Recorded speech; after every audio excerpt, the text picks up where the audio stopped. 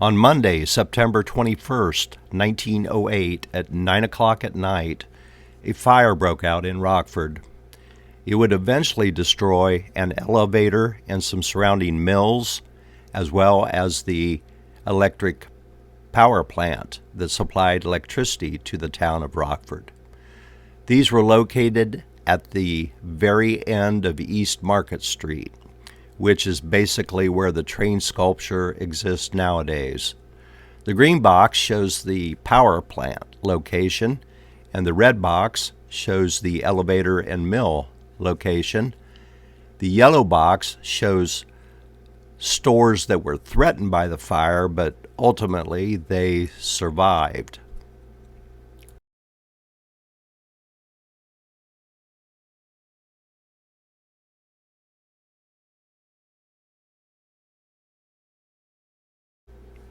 This photograph was taken a few years after the fire. We are standing at the intersection of Main and Market Streets, looking south on Main Street. The brick building on the right contains the present post office, while on the left you see 4 wooden structures which contain stores, and that is where the Rockford Carryout currently exists. These 4 stores would escape damage from the fire, so they would remain intact. The elevator and mill was located behind these 4 wooden structures.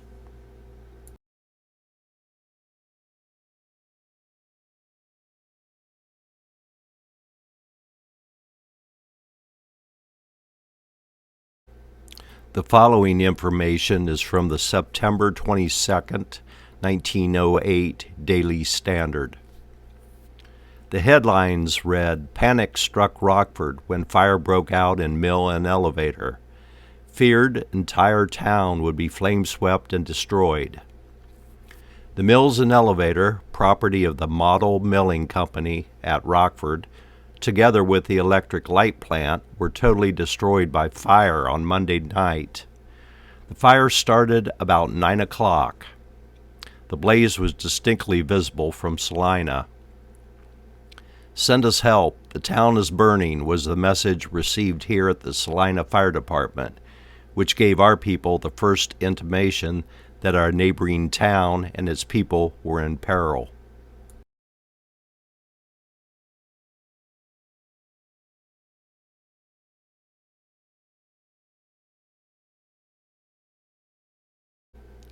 Salina Fire Chief Weissman called up Harry Beam at the Cincinnati Northern Railroad to learn that Van Wert had already sent help, but was unable to get its special past the blazing buildings, which were close to the railroad tracks. The mill and elevator are owned by J.M. Dahl and his sons. It is supposed they caught fire from the sparks of a passing locomotive. The fire alarm sounded soon after the Cincinnati Northern train had gone through town. Everything is dry as tinder, and the tiniest spark can start a mighty blaze.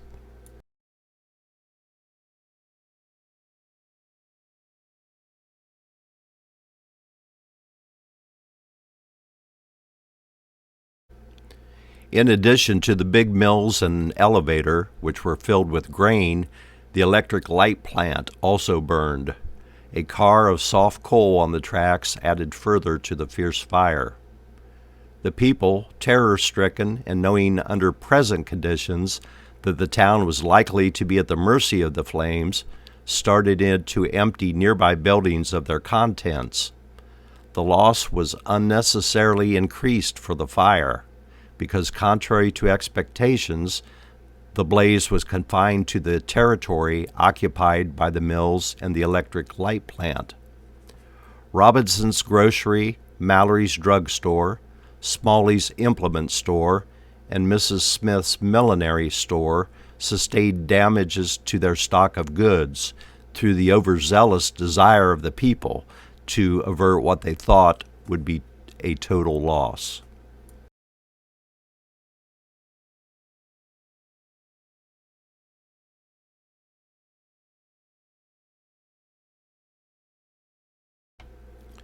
The elevator and mills were located at the end of East Market Street, and for a time it seemed it would be impossible to save the eastern portion of the town. The loss on the mills and elevator is total. 2 bolts were all that were saved from the electric light plant. A number of our people went to Rockford Monday night to see the extent of the damages, and among them were S.J. Vining, who remained there Tuesday to look after the losses. He says the origin of the fire is unknown. The loss is estimated at $20,000 and will only be partially covered by insurance. Fire Chief Weissman recalled Tuesday morning that the fire at the Rockford mill makes a total of 5 mill fires that have occurred in Mercer County this year.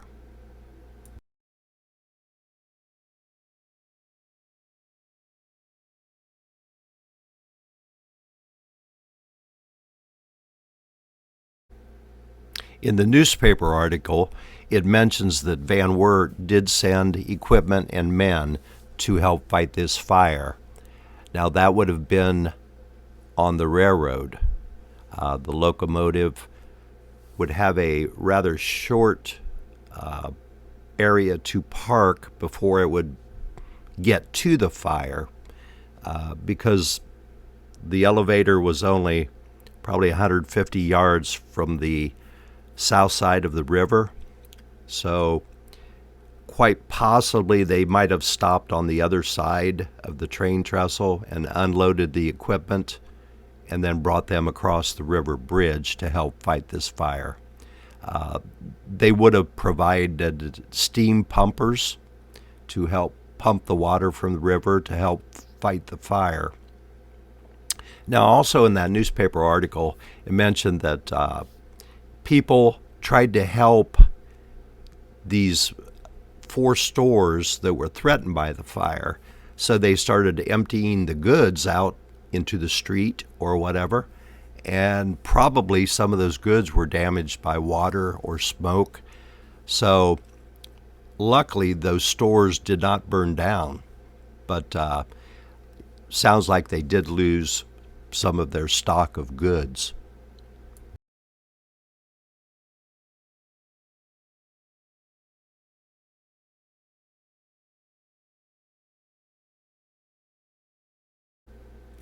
This photograph shows the burnt out mill from the rear. This photograph would be taken from the east side of the railroad tracks.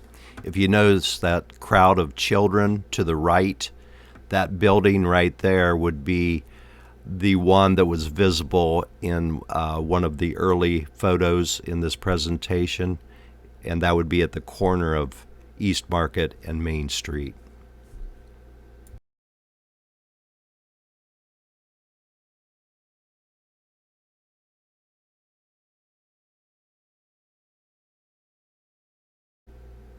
This photograph shows the burnout remains of the power plant, which is the small building on the left, and the mill, which is the tall burnout building on the right.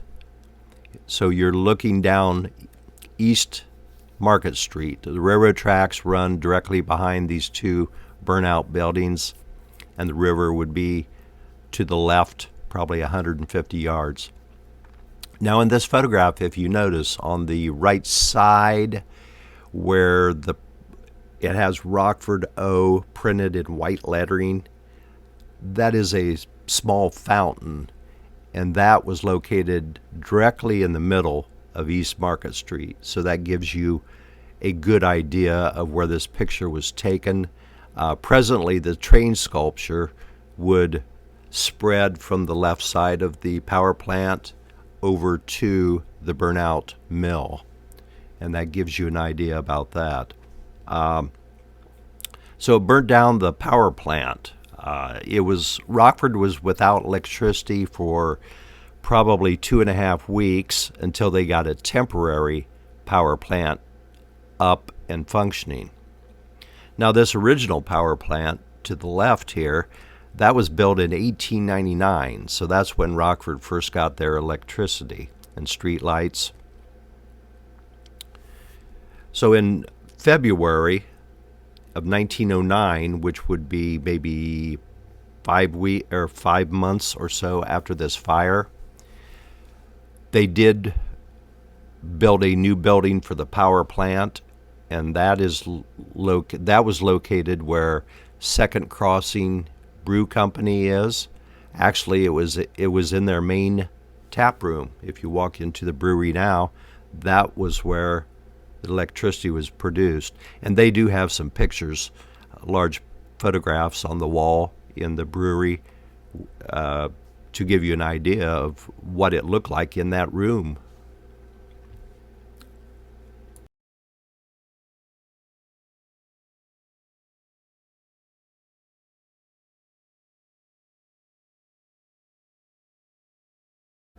This photograph shows some of the workers who helped rebuild this elevator. The new elevator would be owned by Freisinger and Mosier.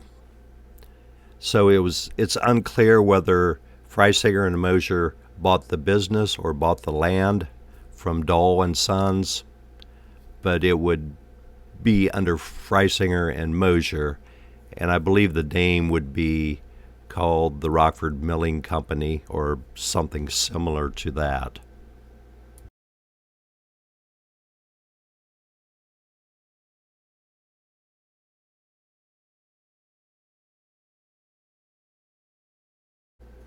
This photograph shows the rebuilding of the elevator. Once again, if you look in the center of the picture, you can see the fountain that is right in the middle of East Market Street. Now, this was made out of wood, of course. It's hard to tell from here, but each one of them slats are really thick wooden beams, probably a foot thick. So this was a massive amount of wood. Some things to notice in this photograph. Notice the American flag at the top, flying. Now, if you look to the bottom left, looks like a large poster, and it is advertised in a baseball game, the Nebraska Indians baseball team.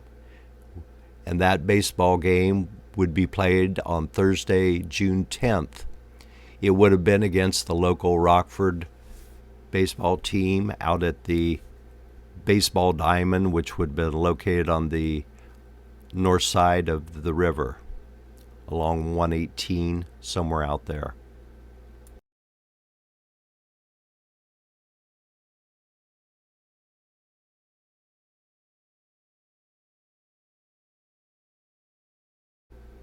This photograph shows the elevator in its final stage of construction.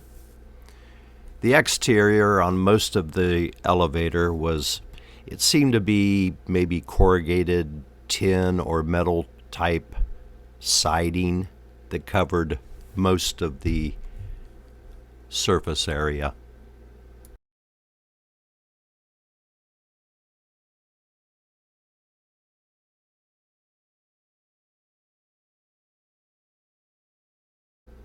The following photographs show the demolition of the Rockford elevator, which occurred in the late 1980s.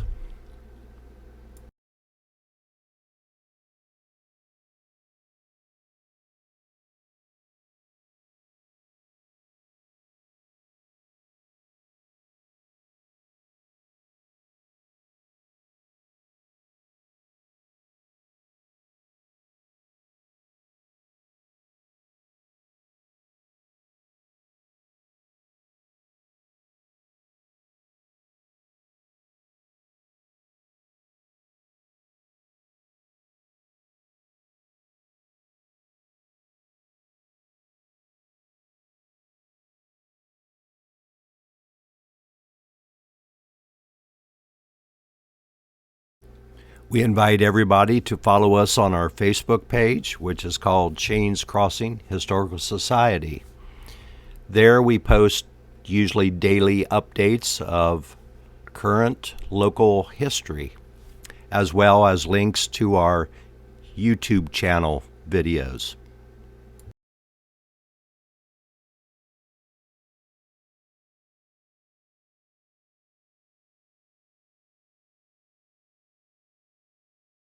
We have a YouTube channel, and that is also called Shane's Crossing Historical Society. If you are logged into your Gmail account through YouTube, you can subscribe to this channel and receive notifications of videos when we post them. If you have a smart TV or a streamer, you can also view these videos on your home living room TV.